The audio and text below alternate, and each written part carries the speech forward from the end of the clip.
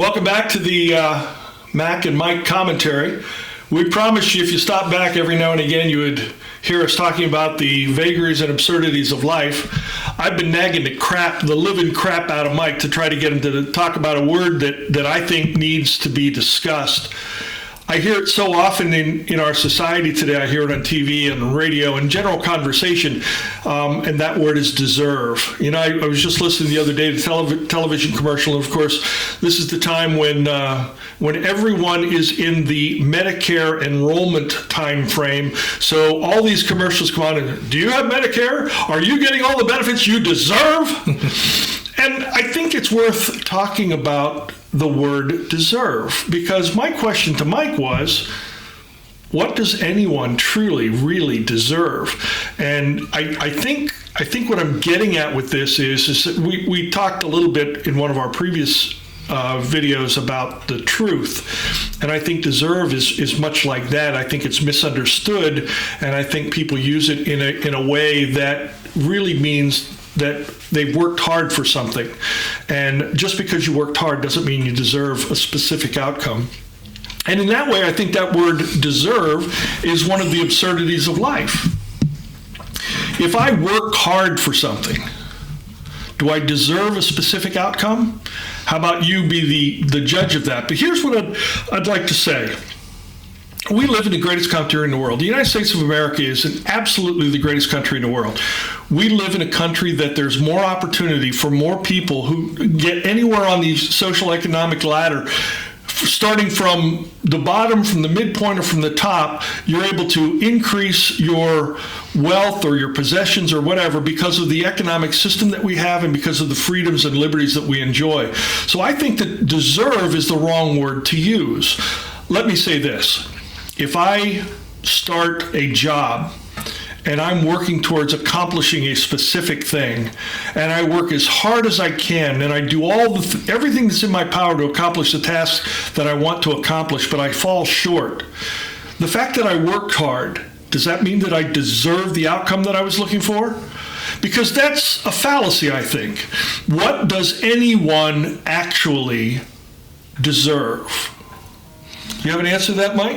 Well, I of course come at this from a particular point of view that we're sometimes reluctant to talk about because it bleeds over into the subject of religion and particularly Christianity. And as Alan, or Mac, as we're called, I always call him Alan, is accustomed to, that I am a Calvinist background person, which basically focuses on the sovereignty of God in that He created us, we fell into sin, and therefore once we fell into sin, we deserve nothing at all except hell and damnation. Now, I don't want to get too sidetracked into the religious aspect, but that is the direction that I come at this from. So I don't know that I'm qualified to speak outside of my particular view in relation to my faith. But yeah, I don't think we deserve anything. I see all things that we get, that we enjoy, as a gift from God. You know, Mike, setting religion aside for a moment, and I absolutely respect your opinion when it comes to the religious aspect of life, including the word deserve. I guess my real question is, and you know, so many of us work so hard for various things that we want to accomplish. We go to college and we hope to earn a college degree. If I join in the freshman class with somebody who looks just like me and talks just like me and works just like me, but they finish their degree and I don't, does that mean I deserve it anyways? What does someone, you know, just as an abject fact, what does anyone actually deserve? You know, in our founding documents, the Declaration of Independence says that all men are created equal, endowed by their Creator. That gets into the God part that Mike was talking about. Endowed by their Creator with life, liberty, and the pursuit of happiness. Well, life is one subject we can talk about, and liberty is another subject we can talk about. But doesn't pursuit of happiness, isn't that where we get what we often refer to as what we deserve? Because I think what happens is that people say, well, I deserve that. And you need to ask yourself the question, why do you deserve it? What makes you individually, singularly, deserving of any one thing? I know this is somewhat of an intellectual discussion, intellectual argument, but we use the word deserve so frequently in society. We see somebody who is not doing very well economically, and we say they deserve welfare. No, I'm sorry. Nobody deserves anything. Now, as a rich society, I want to live in a society. I want to live in a country where we're able to take from our excess and give a handout, a help up, a helping hand to help somebody get to where they're on their own feet, working on their own. But do they deserve that? Each individual human being. And I will tell you that there are human beings all over the world who don't get what in America we get. So if we deserve something, does every human being deserve the same outcome? Or is it based on what they contribute or what they work for? Even if they work for it and fall short, should we give them the prize just for running the race? Because there's a lot of that kind of commentary that goes on in our society today. Whenever I was a kid and I played, various sports and various activities, the winners got the prize, not the people that finished second and third place. And today, all too often, everybody gets a participation trophy. Does that perpetuate the idea that I deserve that? I'm sure it does. And in today's society, as an older fart, one of the things I've seen is the younger generation seems to be into this thing. They feel entitled. They have so much. We've continually tried to provide our children that which we did not have and give them an abundance. I mean, even look at the healthcare system. Now you're allowed to stay on your parents' healthcare till what, 26? 26. You just mentioned the other day we were talking how 18 years old in 1970 is so much different than 18. I mean, when I was 18, you were expected to be totally self-sufficient. Absolutely. You didn't live at home with mom and dad. Some kids did, but not many. But, I had a brother, and he always felt entitled. So, I think we're up against that in today's culture, that we've become so accustomed to the things. I mean, welfare didn't exist when you and I were born. My mom used to say, if we're not careful, we will end up in the poorhouse. Go and Google what the poorhouse was. That's an interesting read. By the way, I lived in a time when government assistance used to mean you went to a centralized location and you received government cheese or government milk as a handout. Not a check, not an access card to so much money per month. You actually got some, maybe if you were lucky, you got other foodstuffs that were available that were surplus. But there was no check being written out to you. My father tells me of a time when he was a youngster and the WPA used to give a weekly check to those families who were without a breadwinner, without an income. And they used to take the check down to the grocery store, hand it over to the grocery store, and then each day they would go in and they would pick up a few odds and ends, a few groceries. And usually by Thursday, the credit was cut off because the check was already used up. So when you look at the word deserve, and I like your use of the word entitled because so many people use that word entitled leads to deserve. And, you mentioned the 26-year-old. How many kids today live in their parents' basement and they don't have a job and they haven't started to earn their own way?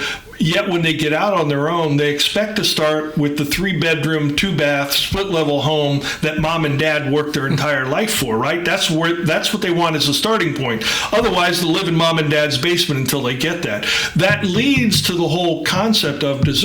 I guess the point I'm trying to get to is that pursuit of happiness means the opportunity to earn something, not a guaranteed outcome, but a guaranteed opportunity. And that's where the misuse of the word deserve comes in.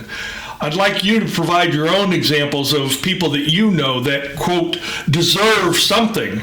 I remember listening to Al Sharpton do a speech one time, and I don't want to get into the whole, racial connotation of this. I mean this only as a figure of speech.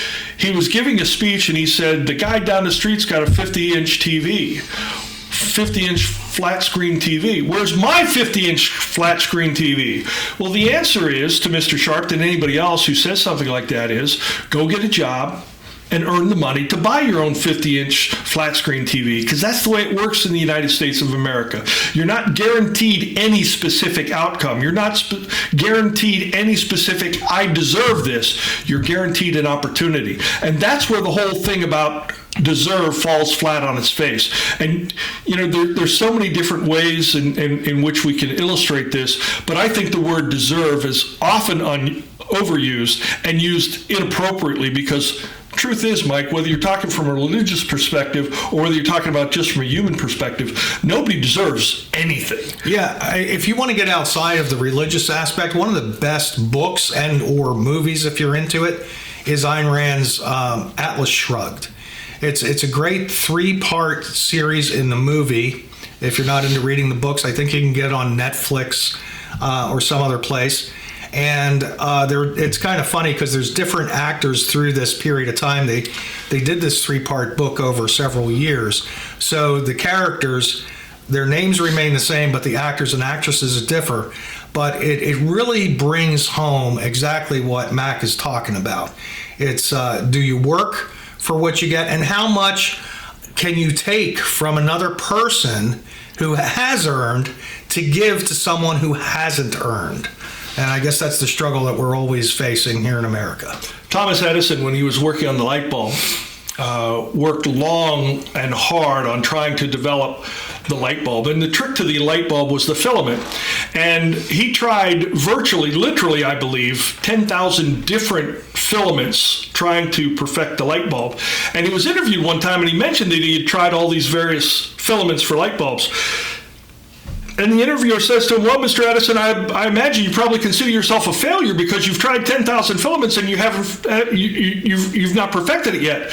And Thomas Jefferson said, no, I've learned 10,000 that won't work. I'm still working on the one that will. And eventually he did find the filament that worked in the light bulb, and obviously from that invention became a very, very wealthy man. So when you say deserve, did he deserve after 5,000 tries to have perfected the light bulb? Did he deserve after 10,000 tries to perfect the light bulb? And by the way, if Thomas Edison didn't figure out how to perfect the light bulb, somebody else would have. They would have worked harder than he did, and they would have found and that's true of so many inventions. They say that necessity is the mother of invention. Well, if you think you deserve something, figure out how to earn it. Don't overuse the word deserve. Don't come at me, don't come at the government, don't come at your friends and relatives and say, I deserve that. Why do you deserve it? Well, I want it really bad, and I worked really hard for it. Did you get it? No? Then you didn't deserve it. You didn't deserve it because you didn't work hard enough. You didn't accomplish it. And that's the way life is. And I think if we would teach that to our children from the time they're 3, we wouldn't have this overuse of the word deserve. If we didn't give everyone a participation trophy, no one would feel that they were cheated at the end when they didn't get a trophy, because they think they deserve it. Why? Because they've gotten it. One of the things that get me about our education system, whenever I graduated high school and went to college and those things, there was always a valedictorian. There was the person who was the highest grade point average in the class, the person who excelled more than anyone else. And that person typically got to say remarks on graduation day. Recently, I understand they've done away with that. They don't want to single out one person as being valedictorian because, after all, doesn't everyone deserve equal honors? And I think if you were the valedictorian, you would think that if you worked harder than anyone else and you applied yourself more than anyone else and you sacrificed more than anyone else, wouldn't you say then that you deserved the opportunity to be valedictorian, that you had earned? I don't know. That's a question for you, the listener, the person watching this video to talk about. But I will tell you, Mike and I have had many debates about the word deserve, and I don't like deserve very much at all. I like very much that I'm blessed and I'm fortunate to have what I have. And I'll say this in closing, Mike. I don't know what you have to say in closing, but no one deserves to live in the United States of America. The fact that you were born here, the fact that you live here, the fact that you're a citizen of the United States of America makes you one of the lucky people in the world, makes you one of the lucky few that literally hit life's lottery, because there is no other country like the United States of America. And in a nation endowed by their creator with certain inalienable rights, among them being life, liberty, and the pursuit of happiness. And you, those people watching, as well as Mike and I and our children and our families, we need to fight to preserve that, because, ladies and gentlemen, it's slipping away. Our liberty is being curtailed, our freedoms are being challenged, and that's especially true during this pandemic. So no one deserves anything, but keep on striving, keep on working. Yeah, well, I'll close with one of my own thoughts as I was listening to Mac talk, and that is, as we try to center ourselves in life and be people who are content with what we have, if we train our children, both Mac and I have grandchildren now, so if we train these little ones to not expect that they deserve things in life, they will be happier.